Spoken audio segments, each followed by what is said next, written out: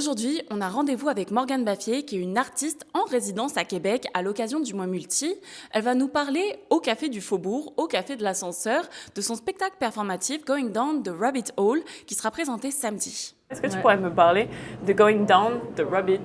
Hole? Ouais, c'est le titre du coup de ma prochaine perf que je vais faire samedi. Du coup, dans mon travail, que ce soit la performance ou mes vidéos de manière générale, je suis très intéressée par les cultures d'Internet. Et il y a une expression qui est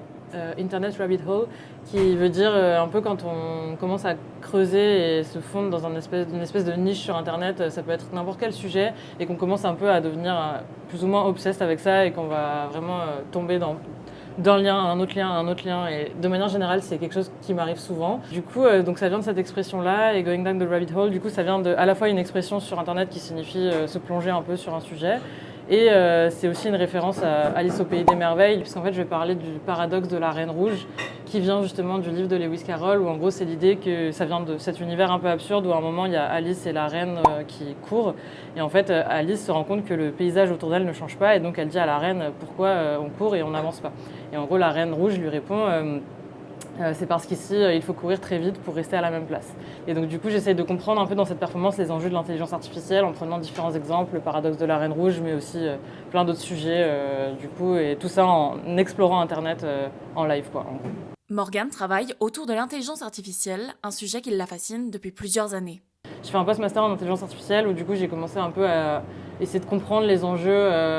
éthiques, politiques de ce que c'est l'intelligence artificielle. Je suis quelqu'un qui suit beaucoup sur Internet, et du coup il y a toujours eu un lien entre ma pratique artistique et Internet, que ce soit dans l'esthétique mais aussi dans les sujets dont je parle. Et du coup l'IA c'est un peu une prolongation de ça, c'est-à-dire que Internet ça évolue avec l'intelligence artificielle justement. Et du coup, c'est quelque chose que j'ai envie de comprendre, parce qu'en fait, je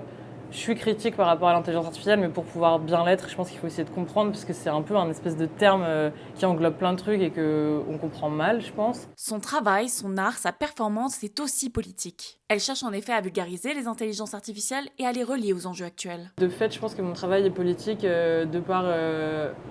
qui je suis, et aussi de par les sujets que j'aborde. Là, en l'occurrence, la performance que je suis en train d'écrire, elle parle de sujets assez politiques. Je vais beaucoup parler de ce qui se passe en ce moment avec l'ICE aux États-Unis, parce que justement, c'est lié à notamment Palantir, qui sont en fait des technologies d'intelligence artificielle. Donc en fait, il y a un vrai lien entre justement ces technologies d'intelligence artificielle et la politique, ce que fait vraiment les actions sur la vie des gens en fait, et que justement c'est un peu l'idée, c'est de faire comprendre que c'est pas juste des vidéos de chats qui parlent, mais aussi des vraies choses concrètes, quoi. Mais en tout cas, je pense qu'il y a une vraie volonté de vulgariser. C'est un terme qui est assez important dans ma pratique, même parce que là c'est sur l'IA, mais j'ai fait plein d'autres trucs qui sont pas sur l'IA, et ça m'intéresse toujours un peu d'essayer de simplifier à l'extrême des sujets pour presque les rendre absurdes, et vraiment essayer de les comprendre et de rendre accessibles des fois des sujets que justement j'ai trouvés sur Internet à quelqu'un qui traîne pas forcément sur Internet. Si le travail de Morgane vous a intéressé et qu'il vous intrigue, eh bien il sera présenté ce samedi, le 31, à 15h30 dans le cadre du mois multi.